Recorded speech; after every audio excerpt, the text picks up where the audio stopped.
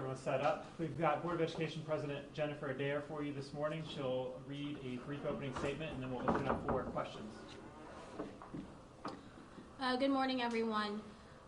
As the board stated last night, the decision to strike by the Columbus Education Association is incredibly disappointing. We are very saddened by this unfortunate situation our family, our community, and most important, our children now face. Our offer to CEA put our children first and prioritized their education and growth. We believe we offered a generous compensation package for our teachers and provisions that would positively impact their classrooms and our students.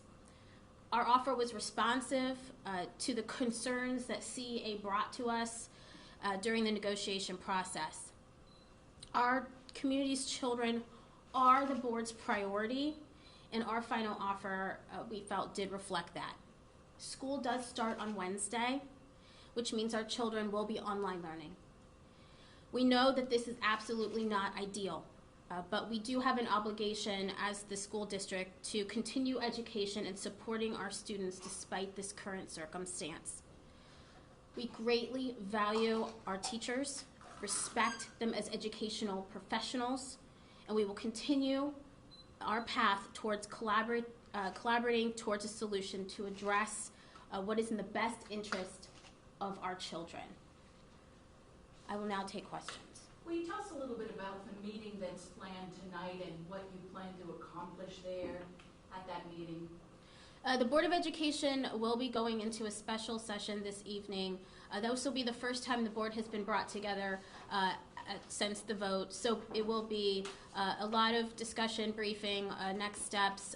There will be no public decisions. Those must be made, obviously, in public, so there will be no voting tonight. But it's a chance for the board to contemplate next steps and hear a briefing as a group. Can you say what the sticking points are currently between the two sides? How far apart are you on some of the issues? We cannot, actually. We have not been informed of the reason that CEA has determined to strike. There is public information out there, but the board has yet to receive information about what are the sticking points. I will tell you that we are committed to working through this and look forward to continuing the process since they have issued their or began their strike. Would you guys be open to resuming talks? The board has been open this entire time. We continue to work. It's been 5 months, 22 sessions. We asked them to come back to the table after the final offer. Our children are our priority, and we will do what we need to do to ensure there's a resolution that's in their best interest. We do believe our best and final offer is incredibly fair, competitive, comprehensive, and addresses all of the issues CEA did bring to the bargaining table. Can you describe some of the specifics of your final offer? The specifics are outlined extensively in documentation that we have, but the things that we believe are incredibly important, help our students in the classrooms, help our teachers with their professional development, obviously compensation, adding new benefits. It's really a package that was created with student outcomes at the center, and what it was we needed our classrooms and our teachers and our education system to start to be. And so, we're confident in the final offer. A number of parents are saying, allowing their child to do this remote learning on day one, they consider that crossing the picket line, and a number of them are saying they're not willing to do that with their children. Will their children face any consequences, such as truancy, if that is the case? So I certainly appreciate, as a parent myself, these decisions that families are making. I will say that the attendance rules, which are in Ohio law, are still applicable. And so it is extremely important that parents do understand what the consequences of that could be. These are things that we are required to do under Ohio law. And so if students do not attend, they will be marked absent. Talk to us, I understand that one of your online today. Tell me about attendance there, and are kids, is there teaching and learning going on? What about subs? Do you have enough subs already? Is this kind of the test run for the district in a kind of a microcosm? So I have not been informed yet of specifics of how Woodcrest is doing. They are our full year school, so they have been back, and so they did do their transition to online learning today. Do all the students in the district have a Chromebook on their person right now, or do those still need to be issued? So students, because we did become a one-to-one district during these last few years, students were able to take their Chromebooks, laptops home. New students to the district would be issued those. We did extensive work on that over the last week and a half. If any students or families do need a Chromebook, please call our central enrollment so that they can get connected to where they can get a Chromebook.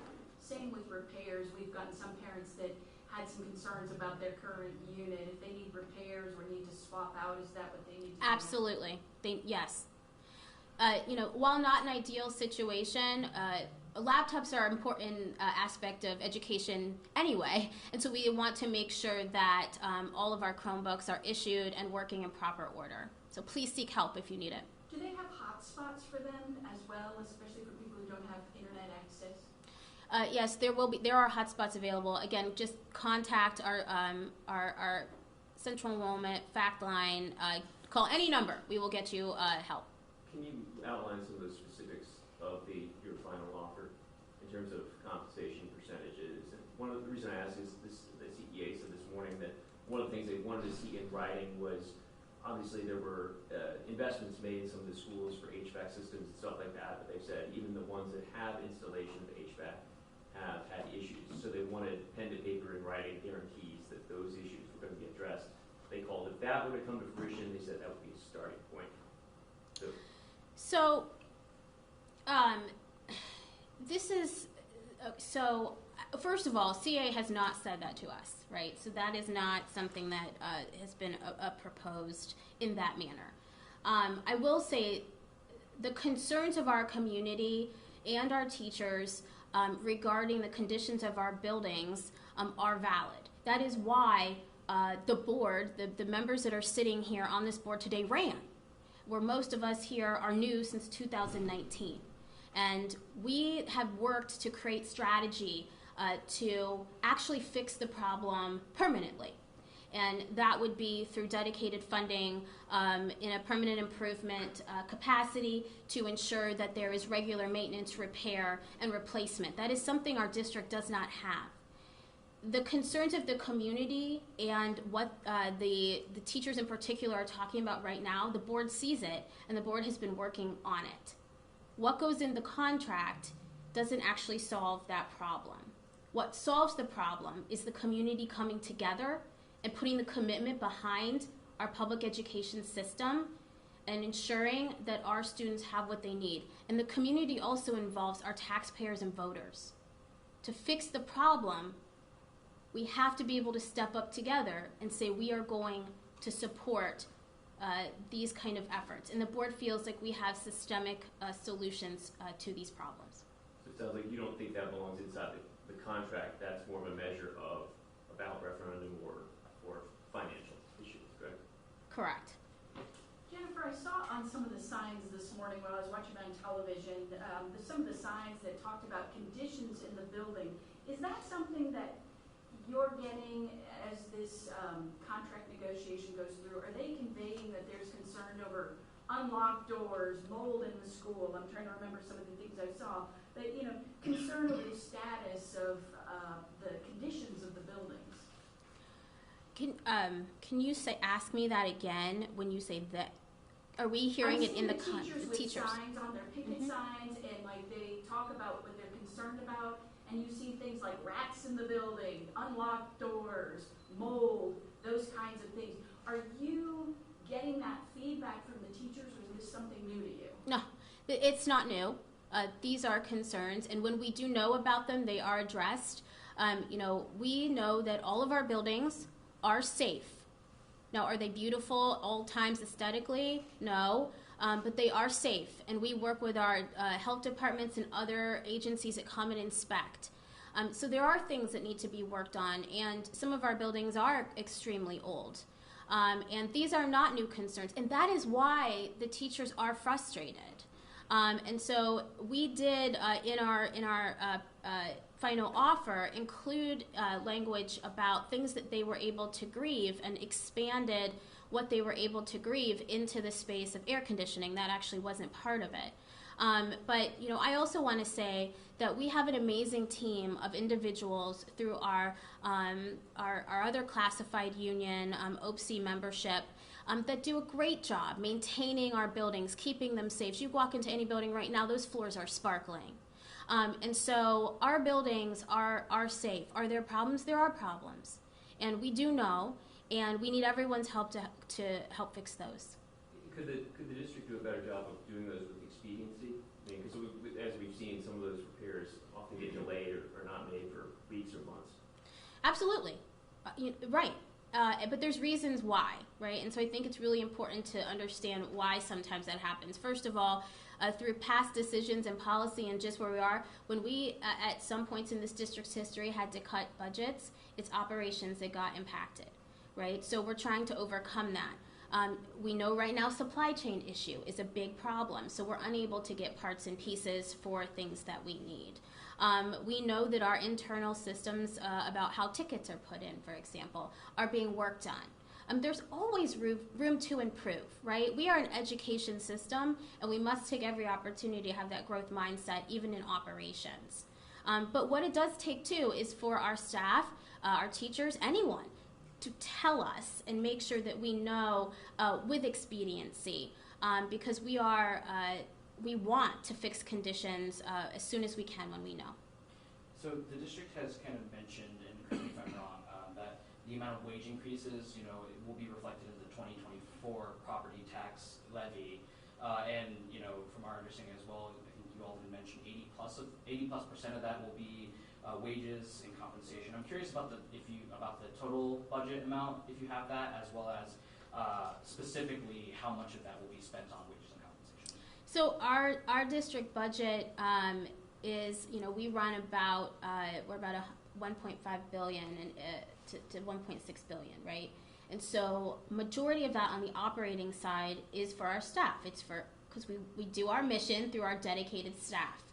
So that goes to wages, benefits, retirement, all of that, vacation, all of that, including our new leave that we have just offered around parental leave. And so the way that school funding works is that there is a regular cycle where we go and ask the public for dedicated funds for operating. And so our regular cycle is actually 2024. And so no matter what these increases are, we have to go and ask the public for more money. And it goes, it's for over a certain period of time, and then we get allotments out of that each year through the tax cycle to fund schools. That's how it works.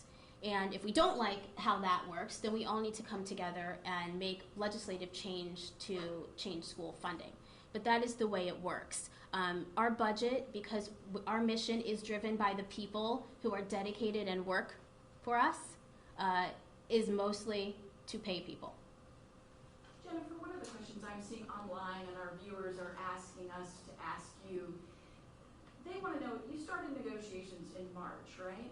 So why is it taking so long to come together, and families are concerned that they're in the trick bag because it's a couple days before school starts and they don't know what they're doing? Can you address that and explain how that worked, and how would you answer those questions? So, the Board of Education intentionally started negotiation on this contract as soon as we were able, and so that is why we started, in our case, actually a little bit early. And we were really hopeful that we would be able to, get this done well before school started, because, again, we have very important issues as a district to work on together with all of our staff and community. So over the period of the summer, the 5 months that we negotiated, We put forth several offers. We did not always get counter offers. We ended up having to do a final offer. We did not get counter offers on certain things that we needed. I mean, this is all public information that many of you have already reported on. So at this point, the board has demonstrated that it has worked hard to try to come to a resolution with CEA. And at this point, we are where we are because CEA did not determine it wanted to be a collaborative partner at the negotiation table. Jennifer, you said this is the final offer from last week. Is the only way out of this for the teachers to accept it? We believe our offer addresses all of the concerns that CEA brought to the bargaining table. We have plans and strategy to address the real concerns that the community and teachers are bringing forward. We are fully committed to continuing dialogue, to seek a resolutions to close the contract so that our students can get back to the classroom. Our classrooms, our teachers, our students, their education is our priority. And so, that's where we stand at the moment. 94% of teachers said this does not meet their concerns. 94% of the CEA members who attended. And, it is that, what we're talking about. It's the things that they're out there on their signs. Those are the things that we know they are upset, and we acknowledge we're upset. That's why we're here. That's why we're putting strategy in place, and that's why we need them to come join us to help make it make these changes happen. What CEA has proposed and what we have offered that addresses their concerns doesn't, in our opinion, actually solve the problem of what's on the signs. So Last you're question. saying there's a different message that's being put out there publicly versus what's going on behind closed doors at the bargaining table? Yes. Will we see a date or time to come back together today before that meeting tonight? At this moment in time, there is nothing scheduled. They just obviously did their strike last night, but we anticipate our federal mediator letting us know. Are there any consequences for the teachers going on strike? I mean, is it the lack of compensation, obviously, or lack of health insurance? Can you, or is there discipline proceedings? Could the district at any point go to ODE and say, this is a discipline matter, we don't think they've upheld that or anything like that? Absolutely not, unless they do some sort of violation while they're out there. But it is their right to strike. We respect that right. We know the collective bargaining process can work. Issuing a strike is part of that process. So no disciplinary action will take place for teachers for choosing to strike. All right, thanks everyone. I gotta wrap up. Thank you.